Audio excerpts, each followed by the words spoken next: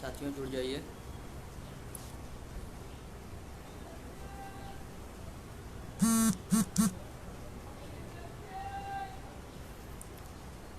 जो भी साथी जुड़ जाएं कृपया करके हमारे वीडियो को अन्य सभी ग्रुपों में जहाँ जहाँ पे आप लोग जुड़े हुए हैं वहाँ पे इसको शेयर कर दीजिए।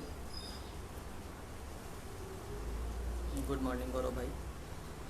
कृपया करके जो भी लोग जुड़ते जा रहे हैं इसको अन्य ग्रुपों में शेयर कर दीजिए जहाँ जहाँ सब लोग जुड़े हुए हैं। ज़रा बता दीजिए आवाज़ आ रही या नहीं आ रही।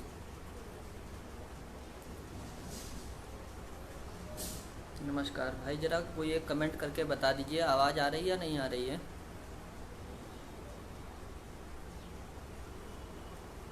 भैया कोई एक बता दीजिए आवाज़ आ रही या नहीं आ रही है। नमस्कार भाई। ओके ओके, धन्यवाद आशु भैया, धन्यवाद धन्यवाद। कृपया करके इस वीडियो को नकुल भाई थोड़ा सा तेज़ नहीं बोल पाऊँगा क्योंकि पिछले कुछ दिनों से स्वास्थ्य बहुत गड़बड़ चल रहा है। इस वजह से आप लोगों की डिमांड पे हमें लाइव आना पड़ा, अन्यथा की स्थिति में ना मैं पोस्ट लिखने की हालत में था, ना ही मैं लाइव आने की स्थिति में था।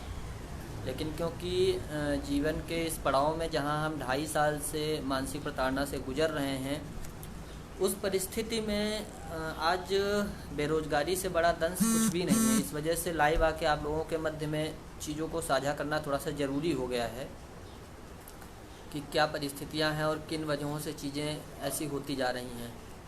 तो आप लोग थोड़ा सा कोऑपरेट करिएगा आवाज़ के मामले पे।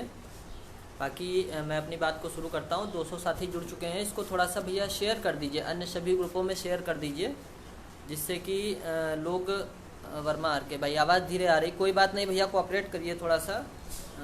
आप चीज़ों को थोड़ा सा सुनिए किसी हिसाब से। देखिए सबसे पहले अब हम बातें शुरू करते हैं। 250 लोग लगभग जुड़ चुके हैं, इसको शेयर कर दीजिए जिससे सभी लोग जुड़ते जाएं।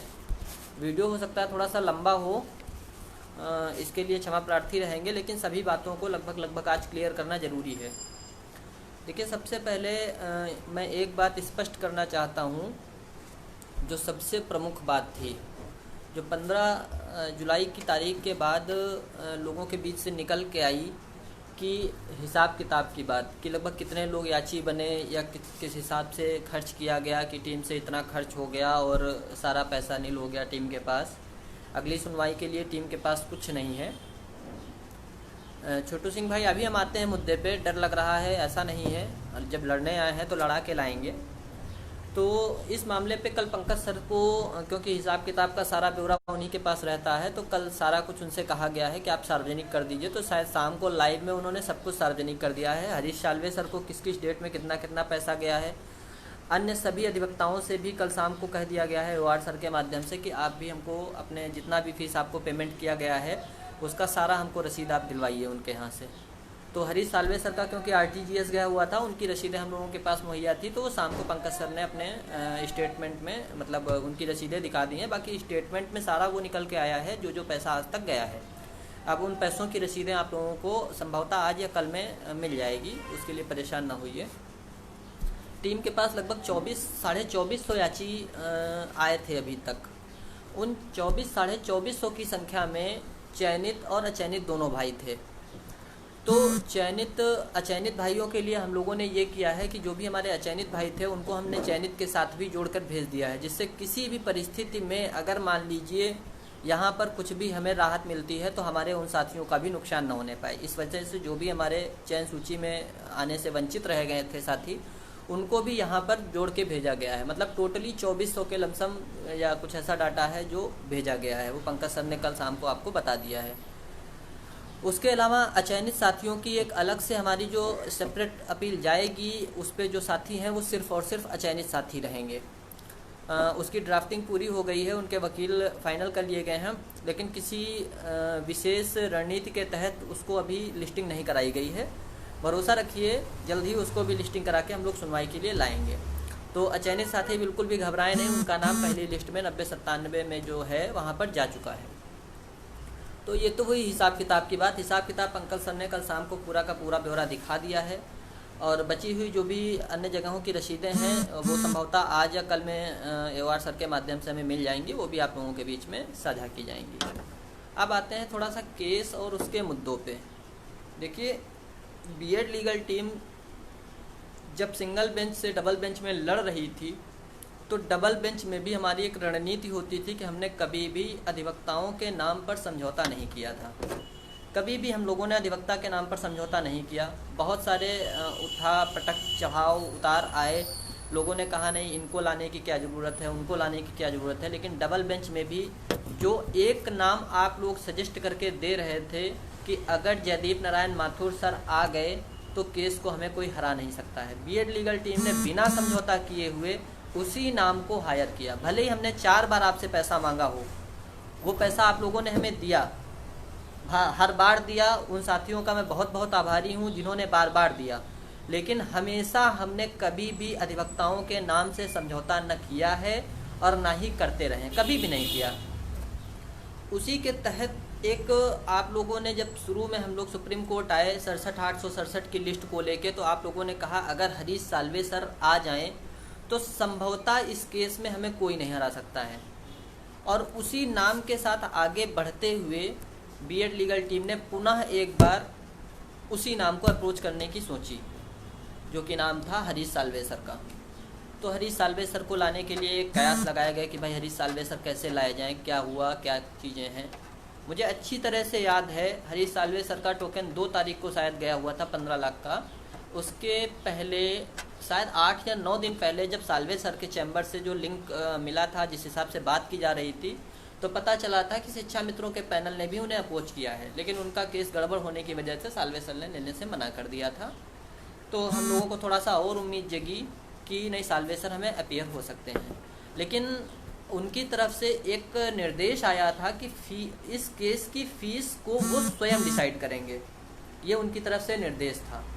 और इस निर्देश के साथ साथ उन्होंने ये भी साफ साफ तौर पे कह दिया था कि इन केस जिस दिन भी केस लगा और मैं अपीयर हुआ और कोर्ट एडजर्न कर देती है, अगर मामला आपका नहीं सुनती है तो फीस को लैप्स कर दिया जाएगा। हमारे काफ़ी जिला प्रमुखों को मैंने ये बात बता रखी थी। गोरखपुर की सक्रिय महिला सदस्य हैं, उनको मैंने ये बात बताई, शाहजहांपुर से लोग हैं उनको बताई, उन्नाव से कुछ लोग हैं उनको बताई। स्पष्ट तौर पे हमने बताया लोगों को कि ऐसी ऐसी परिस्थिति बन रही है, बताइए क्या किया जाए। अगर फ़ीस लैप्स हो गई तो फ़ीस चली जाएगी, आप लोग बताइए। लोगों ने सामंजस्य बनाया कि कोई बात नहीं, आप लड़िए, हम लोग साथ में रहेंगे, हमेशा साथ रहेंगे। ठीक है भाई, उस नाम पे सामंजस्य बना। हम लोगों ने हरीश साल्वे सर को हायर कर लिया, टोकन चला गया। हरीश साल्वे सर के नाम को ओपन करने के लिए हमें वहाँ से बाउंड कर दिया गया कि आप सर का नाम डायरेक्टली 5 लोग नहीं लिख सकते हैं, उसके अलावा कोई भी लिखे। हम 5 लोगों ने तोड़ मड़ोड़ के दुनिया की तरीके से हरीश साल्वे सर का नाम लिखना शुरू किया। आप लोग भी समझ गए कि साल्वे सर को हायर किया गया है। अब थोड़ा सा आते हैं मुद्दों पे कि बीएड लीगल टीम ने आज तक किन किन मुद्दों पे सुप्रीम कोर्ट में केस लड़ा। एक पहला 90-97 का मुद्दा, बीएड का मुद्दा, 22,000 सीट का मुद्दा, भारांक का मुद्दा। इन 4 मुद्दों को लड़ते हुए बीएड लीगल टीम ने लगभग 2400 लोगों को एक साथ किया और 2400 लोगों के साथ में ही इन चारों मुद्दों को बीएड लीगल टीम ने लड़ा। 90-97 को बचाना हमारी प्रथम प्राथमिकता थी। बीएड को बचाने के लिए हालांकि हम लोग थोड़ा सा आश्वस्त थे, मैं पहले से ही आश्वस्त था कि बीएड पे कुछ नहीं होने वाला है। जो रेट्रोस्पेक्टिव ये फलाना डिमका चल रहा है वो रेट्रोस्पेक्टिव नहीं है, वो रेट्रोएक्टिव है। उस पर मैं बार बार लिखता भी रहा, हालांकि आप लोग भी उस चीज़ पे रहे, लेकिन क्योंकि देखिए डर एक बहुत बड़ी चीज़ होती है। आप लोगों ने बार बार कहा कि नहीं बीएड पर भी, जिस दिन आपको याद होगा बीएड पर विपक्षी अरुणेश कुमार की रिट पर सुनवाई करा रहा था, तो आप लोग बार बार कह रहे थे कि बीएड पे आपका सीनियर क्यों नहीं अपीयर हुआ। तो भाई ये कहा गया कि नहीं, ऐसा करते हैं कि अगर कोई जजमेंट गलत आ जाए उससे अच्छा है बीएड पर भी सीनियर अपीयर कर लेते हैं।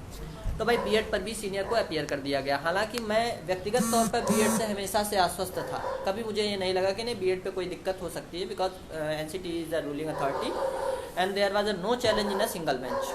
तो बीएड मुद्दे पर कोई चैलेंज सिंगल बेंच में नहीं था, इस वजह से हम हमेशा से आश्वस्त थे। लेकिन फिर भी आप लोगों की डिमांड पे बीएड पर भी माननीय विश्वविख्यात अधिवक्ता साहब को कुछ बहुत टोकन एक्स्ट्रा दे के, कुछ बहुत पैसा एक्स्ट्रा दे के उनको वहाँ पर भी अपीयर कराया गया।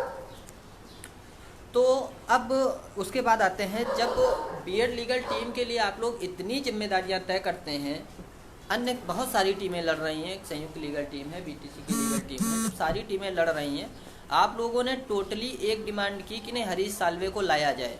किसी भी टीम ने आपकी डिमांड को नहीं सुना और सिर्फ बीएड लीगल टीम ने आपकी डिमांड को सुना और हरीश साल्वे सर को लाया गया। हरीश साल्वे सर के बारे में किसी को बताने की हमें ज़्यादा ज़रूरत नहीं है कि वो कितना बड़ा नाम है, उनका क्या। अमरजीत चौहान चंदा चोर, कितने करोड़ रुपए आपने हमको दे दिए भाई, हमारा घर बनवा दिया है कि हमको कुछ जायदाद खरीद के दे दिए, अन्यथा की स्थिति बहुत दयनीय होगी। कृपया करके इस तरह के कमेंट मत करिए, है ना।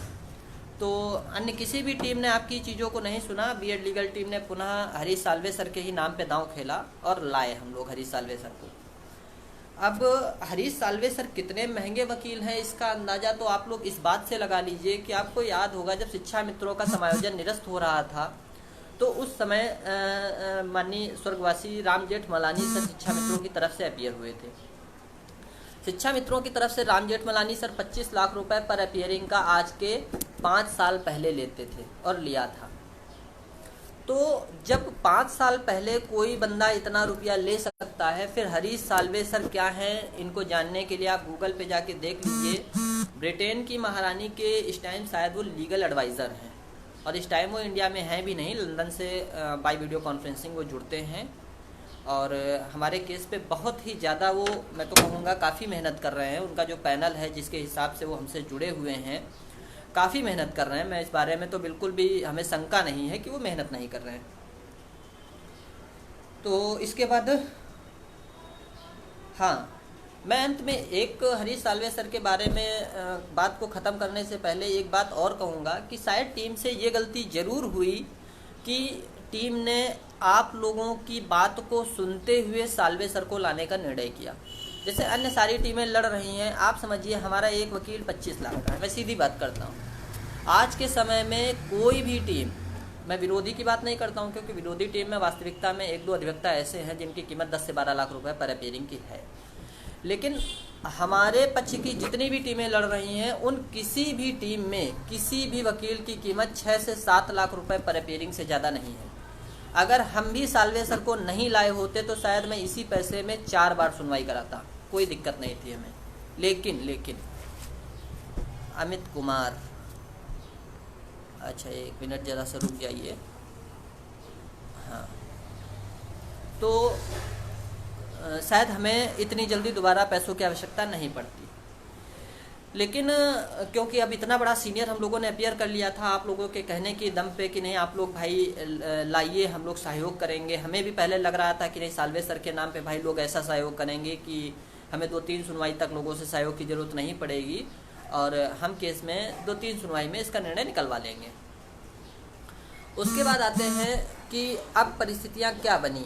अब परिस्थितियाँ देखिए ये बन गई हैं क्योंकि साल्वे सर के लिए अब जिस दिन आपकी 15 तारीख की हियरिंग थी, उसके बाद जब डेट 16 तारीख की आई तो साल्वे सर के लिए पुनः अप्रोच किया गया। हालांकि उधर से कुछ पॉजिटिव नेगेटिव रिस्पांस नहीं आया, लेकिन फिर भी एक अप्रोच किया गया कि सर आप अपीयर हो जाइए, तो उधर से उन्होंने कोई रिस्पॉन्स अभी तक नहीं दिया। लेकिन फिर भी हम लोग ये मान के चल रहे हैं कि उतनी फ़ीस नहीं, लेकिन हमको कम से कम आधी फ़ीस या 1/4 छोड़ के 3/4 फीस तो उनको देनी ही पड़ेगी अगली अपीयरेंस पे उनको लाने के लिए।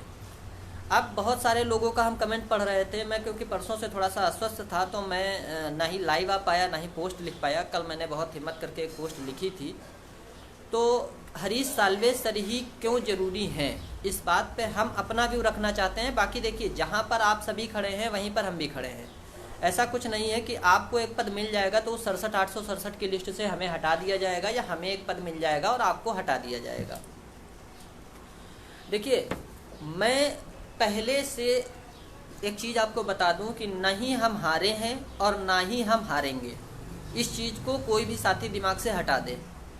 परंतु एक जो होता है ना कि साइकोलॉजी जो होती है एक, उस साइकोलॉजी के हिसाब से आप एक चीज़ समझिए कि एक चीज़ उस दिन माननीय न्यायालय की हमें बहुत ही दुखद लगी, लेकिन न्यायालय पे मैं टिप्पणी नहीं कर सकता हूँ। बस इतना कहना चाहता हूँ कि बिना विपक्ष को सुने हुए माननीय न्यायालय ने ये जो तर्क कहा या ये जो कमेंट कहा कि नहीं आपने शिक्षा मित्रों के वेटेज को कम करने के लिए कट ऑफ को ऊपर कर दिया है, ये तर्क थोड़ा सा हमें दुखद लगा।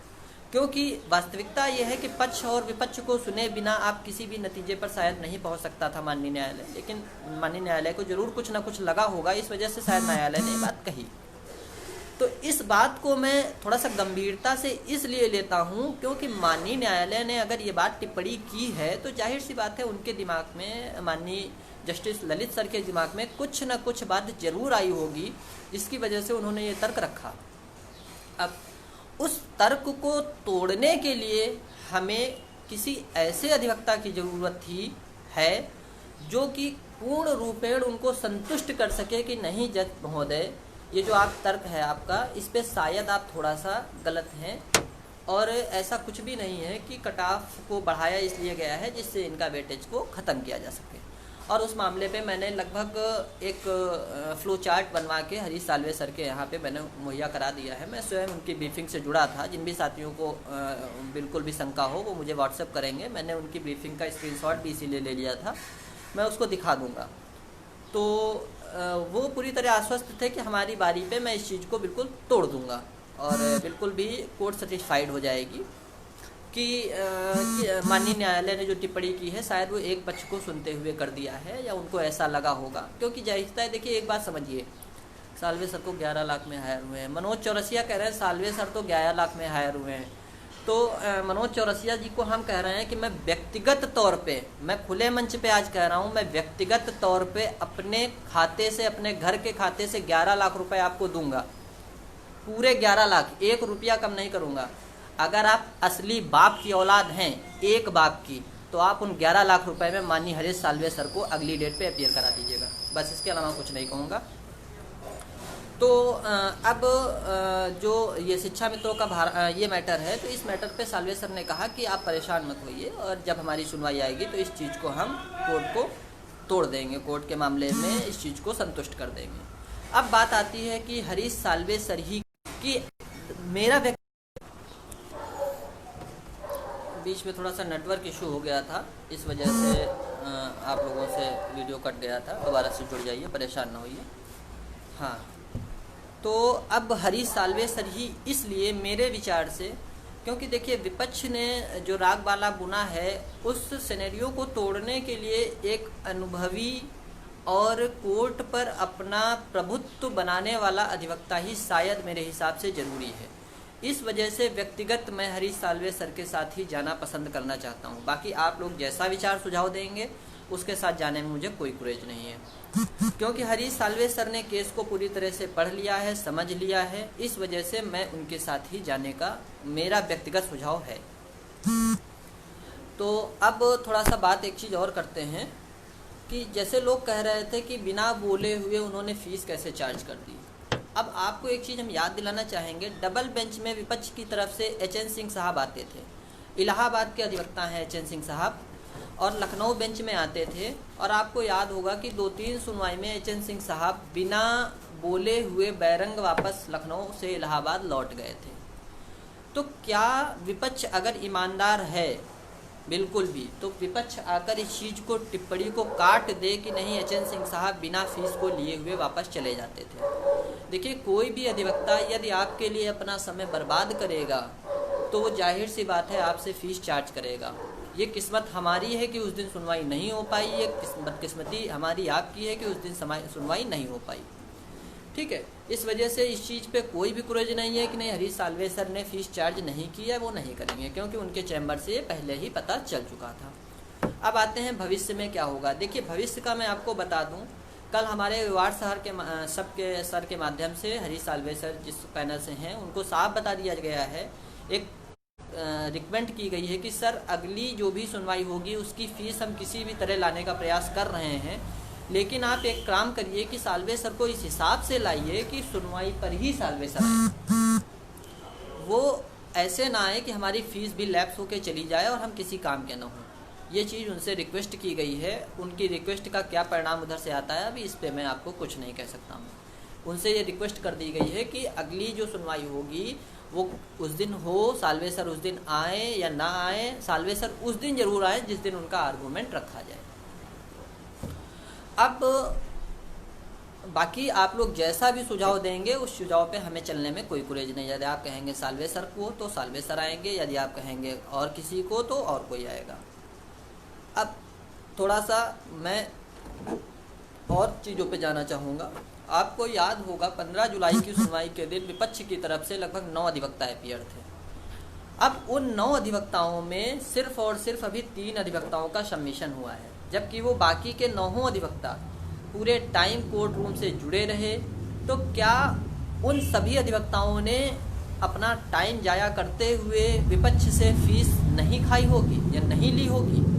ये कतई आप सोच लीजिए, खुद सोच लीजिए, आपको जवाब मिल जाएगा। यहाँ हमारा आपका कोई रिश्तेदार अधिवक्ता नहीं बैठा है। यदि अधिवक्ता क्लाइंट पर रहम करने लगे तो फिर शायद वो जो वकीलों अधिवक्ताओं के बारे में कहा जाता है ना कि अधिवक्ता तो बहुत वो होते हैं, तो शायद वो सिनेरियो टूट जाए। अच्छा, मैं व्यक्तिगत देखिए, कोई भी नाम जब आप बहुत बड़े नाम के साथ जाना चाहते हैं तो नाम बड़ा कैसे होता है? नाम बड़ा अनुभव के आधार पे होता है, उसकी जीत के आधार पे होता है। आज एक बहुत छोटा नाम है और एक ऐसा नाम है जो अंतर्राष्ट्रीय स्तर पे चल रहा है, जिसको अंतर्राष्ट्रीय स्तर पे लोग हायर करने की सोच रहे हैं। विश्व की सूची में जो 4थे नंबर के रैंकर हैं, तो जाहिर सी बात है नाम बड़ा हुआ है तो उनका अनुभव भी बड़ा होगा, उनकी फ़ीस भी बड़ी होगी, सब कुछ बड़ा होगा। ठीक, अब उसके बाद आते हैं मुख्य मुद्दे पे कि हम हरीश साल्वे सर के साथ क्यों न। देखिए, फिर मैं इस चीज़ पे अपना ओपिनियन इसलिए रखूँगा कि हम हरीश साल्वे सर के साथ सिर्फ इसलिए जाएं क्योंकि आज लगभग 2.25 साल से जहां पर आप खड़े थे वहीं पर हम खड़े हैं। उस परिस्थिति से सिर्फ एक कदम आगे हम बढ़ पाए हैं कि 867 की लिस्ट पर कुछ साथी हैं, कुछ साथी उस लिस्ट से बाहर हैं। तो अगर आप कहिए कि नहीं आप उस लिस्ट में सरकार की बदौलत आए हैं, सरकार की पैरवी से आए हैं, तो मैं इस चीज़ को कतई नहीं मानूंगा। जब सरकार का कोई वास्तविक मैटर होता है, जहां पर सरकार को ज़रूरत होती है, जहां पर सरकार को बचना होता है, तो वहां पर एजी महोदय, एसजी महोदय, डबल एजी महोदय, एसएसजी महोदय, सारे महोदय समय से पहले ही कोर्ट रूम पे उपस्थित हो जाते हैं। उनको कोई समस्या नहीं होती है, उनके यहाँ कोई दिक्कतें नहीं आती हैं। किंतु जब वही मुद्दा हम आपके लिए होता है तो ना ही वहाँ पर एसजी महोदय, ना ही वहाँ पर एजी महोदय, जब आप धरना करते हैं, जब आप प्रदर्शन करते हैं, जब आप उनको फ़ोन कॉल्स बार बार करते हैं, अन्य तरह तरह के यत्न करते हैं, तब शायद उनको आप ला पाएँ। 15 जुलाई की तारीख क्या अहमियत रखती थी ये सभी कोई जानता है, लेकिन ना ही वहाँ पर एसजी महोदय रहे। एसजी महोदय आए लेकिन अपनी तारीख के पहले, अपने समय के पहले वो निकल गए। उनको हमारे केस से शायद उतना लगाव नहीं होगा या जो भी अन्य परिस्थितियाँ हों किस वजह से वो निकल गए, वो तो एसजी महोदय ही जानते हैं। अगली डेट पर वो आते हैं नहीं आते हैं एसजी महोदय का। अगर इस परिस्थिति में विपक्ष के एक ताबड़तोड़ पैनल मैं पुनः इसलिए कहूँगा क्योंकि देखिए, एक होती है केस वैल्यू, एक होती है फेस वैल्यू। केस वैल्यू के साथ में अगर आपकी फेस वैल्यू नहीं है तो भी शायद आप उस माननीय न्यायालय पर वो इम्पैक्ट नहीं छोड़ पाते हैं जो इम्पैक्ट आपको चाहिए होगा। और मैं ये चीज़ दावे के साथ कह सकता हूँ कि विपक्ष की तरफ से जितने भी अधिवक्ता हैं, उन अधिवक्ताओं का सिंगल तोड़ हरीश साल्वे सर ही हैं और कोई भी नहीं है हमारे पैनल में। थर्ड पार्टी के पास जितने भी अधिवक्ता हैं, उन सभी अधिवक्ताओं में सबसे पहले हरीश साल्वे सर को सुना जाएगा, ये भी आप जानते हैं। केस वैल्यू की बहुत बहुत ज़्यादा आवश्यकता है। थोड़ा सा नेटवर्क इशू कर रहा है बार बार, बस बहुत जल्दी मैं अपनी बात ख़त्म कर दूंगा। तो देखिए, इस वजह से मैं पुनः हरीश साल्वे सर के साथ ही जाने का सोचता हूँ। लेकिन यदि आप सभी हरीश साल्वे सर के साथ ही जाना चाहते हैं तो मैंने आपको बता दिया है कि उनके चैम्बर से रिक्वेस्ट कर ली गई है कि सर अगली जो फीस होगी उस पर आप ऐसे अपीयर होइए कि अपीयर ही हो जाइए। इन केस यदि उस बात पे नहीं मानते हैं तो आप लोग उस चीज़ को हमेशा माइंड में मेकअप करके रखिए। अब इसका एक और उपचार ये हो सकता है कि अन्य जो भी टीमें लड़ रही हैं, मैंने एक बार हरीश साल्वे सर को हायर कर लिया, अन्य टीमें भी अप्रोच कर सकती हैं क्योंकि अब वो हमारे पैनल में आ चुके हैं और हमारा मुद्दा एक है। तो अन्य टीमें यदि चाहें तो साल्वे सर को हायर कर सकती हैं। क्यों? क्योंकि साल्वे सर आएंगे तो केस वैल्यू भी बढ़ेगी और फेस की वैल्यू भी बढ़ेगी।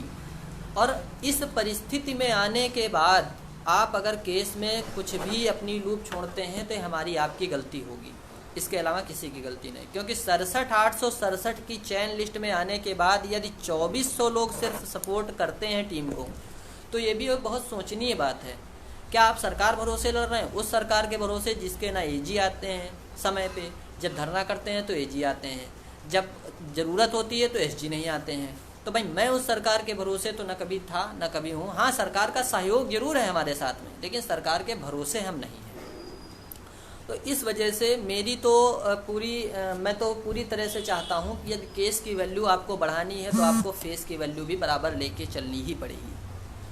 आप 50,000 के, 1 लाख के, 2 लाख, 4 लाख के बहुत सारी एक फ़ौज खड़ी करें, उससे अच्छा है एक ऐसा अधिवक्ता आना चाहिए जो तर्क रूप से तर्क संगत फ्लो चार्ट जो मैंने बनवाया है, एक फ्लो चार्ट मैंने साल्वे सर के यहाँ भिजवाया है, उस फ्लो चार्ट को साल्वे सर जब आएंगे तो समझाएंगे कि उस फ्लो चार्ट से पूरा कोर्ट का भ्रम टूट जाएगा कि नहीं, किस हिसाब से क्या क्या चीज़ें घटित हो रही हैं और क्यों कट ऑफ को ऊपर किया गया है, नीचे किया गया है। तो इस वजह से हम तो यही चाहते हैं। बाकी यदि हाँ, एक मुख्य मुद्दा छूट रहा था, कुछ साथियों के नाम जो हैं वो शायद लिस्ट से छूट गए हैं, तो ऐसे सभी साथी निराश ना हो। एक नंबर मैं आपको बता रहा हूँ 7309241727। इस नंबर पे सभी साथी अपने छूटे हुए जो भी नाम हैं उनका डॉक्यूमेंट सीधे इसी नंबर पे भेज दें। नंबर पुनः नोट करिए 7309241727। इस पर भेज दीजिए और आपका नाम, आप लोग बिल्कुल चिंतित ना होइए, डबल बेंच की तरह ही एक एक नाम जैसे वहाँ पर भेजा गया था, यहाँ भी एक एक नाम आपको भेज दिया जाएगा। तो आप लोग आगे विचार कर लीजिए अभी, क्योंकि हमारे पास 2-3 दिन का समय है। अगर हमें साल्वे सर को लाना है तो सहयोग की आवश्यकता है, अन्यथा की स्थिति में आप लोग जिस भी अधिवक्ता को कहेंगे हम उसके साथ में आगे आने को तैयार हैं। हमें कोई परेशानी, कोई कुरेज नहीं है। इसका दूसरा ऑप्शन ये हो सकता है कि जो भी टीमें कह रही हैं, अगर वो चाहें तो साल्वे सर के नाम पे वो आगे आ सकती हैं और साल्वे सर को वो अपीयर करके आगे आ सकती हैं। क्योंकि हमें केस से मतलब है, हमें इससे मतलब नहीं है कि साल्वे सर को हमने खड़ा किया या किसी अन्य ने खड़ा किया। देखिए, शिक्षा मित्र तो अब साल्वे सर को ला नहीं सकते हैं, क्योंकि वो एक बार हमारी तरफ से केस को स्टडी कर चुके हैं और अपीयर हो चुके हैं। पहले भी उन्होंने मना कर दिया है कि शिक्षा मित्रों की तरफ से आने के लिए।